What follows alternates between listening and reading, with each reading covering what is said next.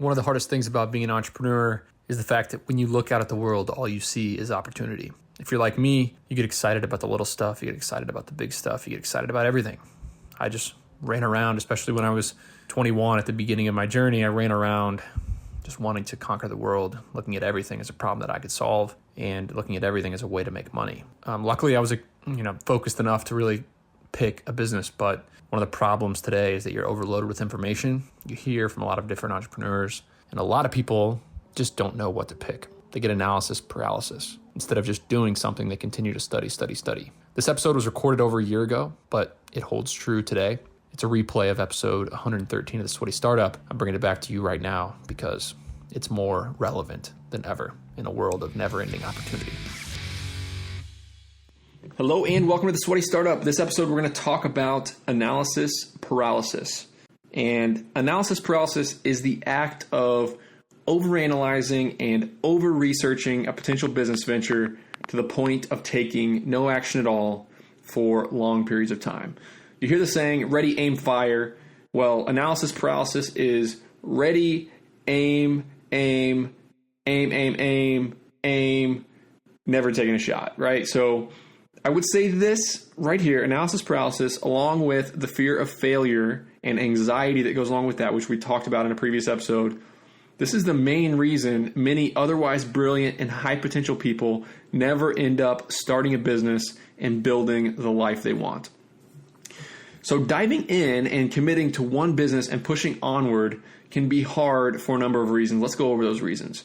The first is the opportunities out there are endless. The number of businesses you could potentially start, even in a small town with a limited skill set, ranges in the hundreds, maybe even thousands, right? So you always get this grass is greener type of feeling like, oh, I can't really go after this business because there's got to be one out there that's better. And you just keep researching without ever doing anything. The second reason is the resources available for analysis are endless. The internet is amazing, but it can be the cause definitely for information overload. You can find and read amazing content forever and ever on any single question that you could ever consider asking. So I find myself personally addicted to Google. I get curious about something and I start searching. I'm in a conversation with somebody and I start searching. I'm laying in bed at night and I start searching. The next thing I know, I'm 30 minutes in and I'm learning about ancient Chinese martial arts, right? The only thing the internet, not only the internet, but podcasts like this one, self-help books, online courses, tons of things can really just produce this overabundance of resources to analyze. The third reason is that the number of markets and companies out there to study are endless. You can always find more competitors in more cities to study and research and analyze. The planning can go on and on and on. The fifth reason, after the initial high of getting started, when everything is fun and you're learning quickly, there is a long, slow-moving period where things happen really, really slowly. We did a whole episode on this, how to get past that. It's the dip that Seth Godin wrote about. It takes a while to get momentum. It takes a while to get your website on the first page of Google. It takes a while to get the word of mouth churning. You'll be out there sweating, toiling away, laboring for 6 months, a year, maybe even longer before you really get some momentum and you really get some things going. Number 6, this is the big one, is that it's really uncomfortable being different than everyone else. You might be seeking validation from the wrong people.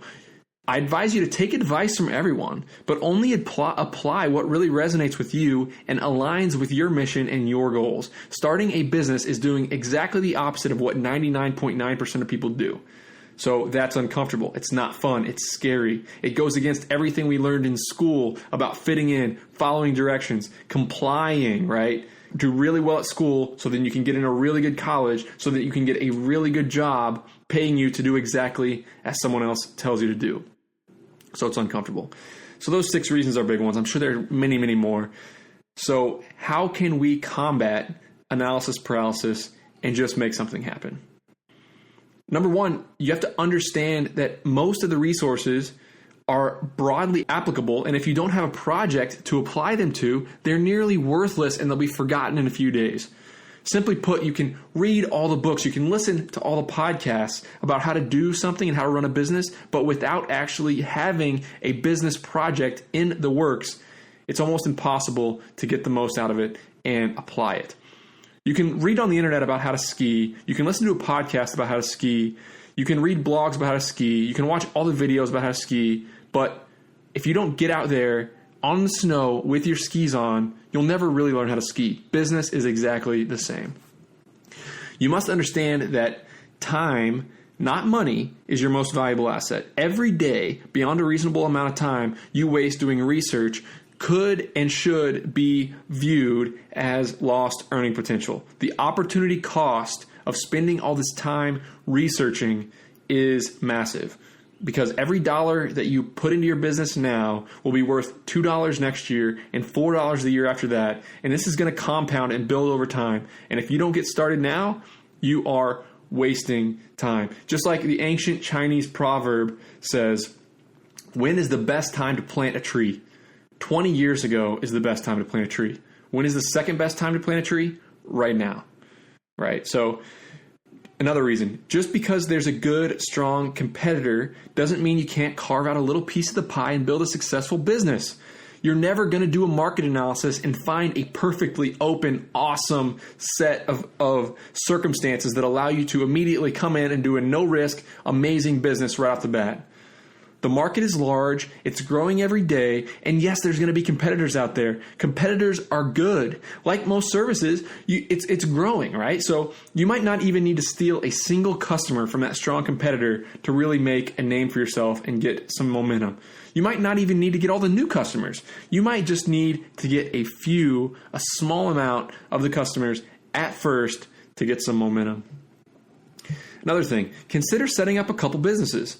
It takes just a few days of focused work to get a Google My Business location, a logo, a website, and an essential set of tools set up so that customers can find you. You don't have to learn the business yet. You don't have to buy the equipment yet. You don't have to form the LLC yet and get insurance yet. You don't have to do any of that stuff until you're actually operating. Okay, set up the websites, set up the My Business location, and get the tools out there. Let them sit. Okay, I did this with lawn care, painting, athletic training, and I had those all going at the same time that I was building my first business. The lawn care website ended up sticking, and now my brother is using that same website to operate a successful lawn care company.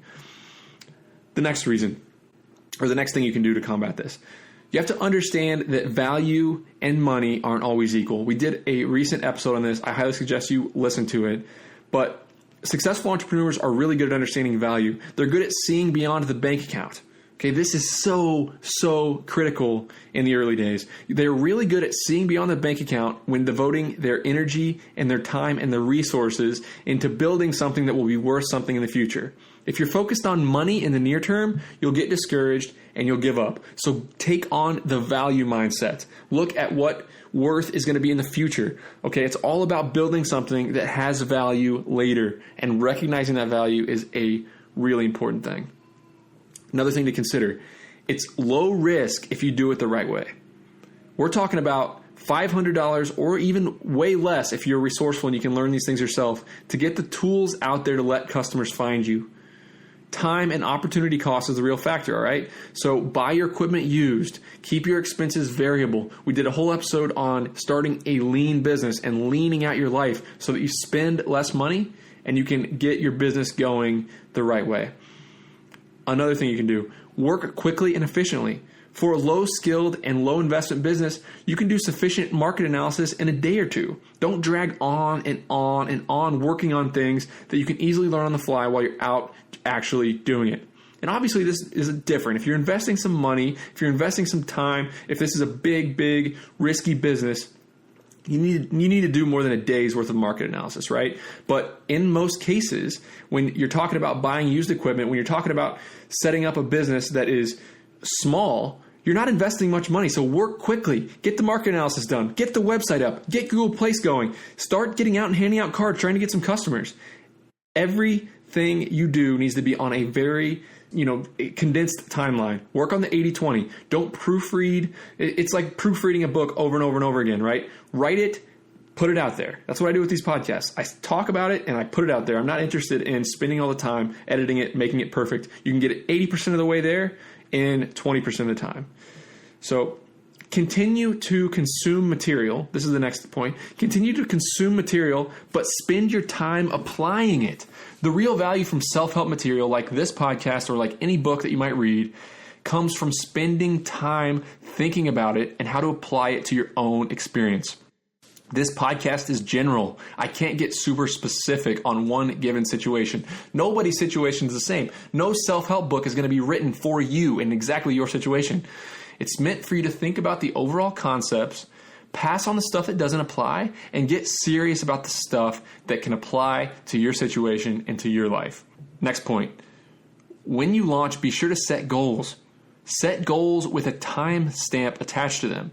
Set date goals with something measurable so that you can look at it and you have a measuring stick of if you're succeeding, if you're on the path you want, and if you're working towards something that's worth going for, or if you need to close down shop, move on, try something else.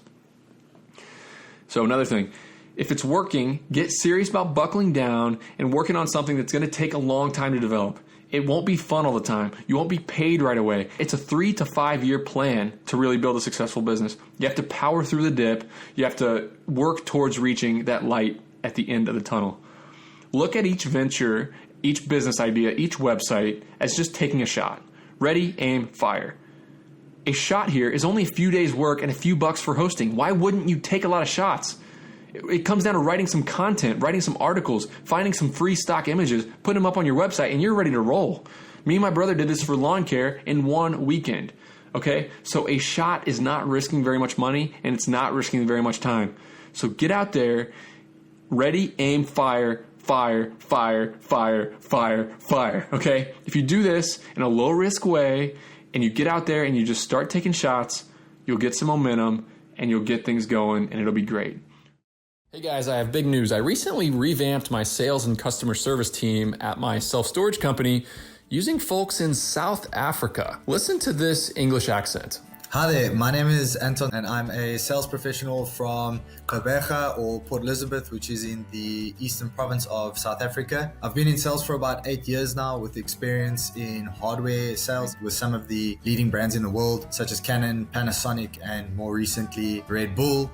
Okay, now the surprising part. The person you just listened to is available for hire right now, and they're asking $9 an hour. If you want an introduction, if you want to hire this person into your business or at least interview them, send me an email, nick@sweatystartup.com, and I can make an introduction and offer you $1,000 off the recruiting fee. nick@sweatystartup.com.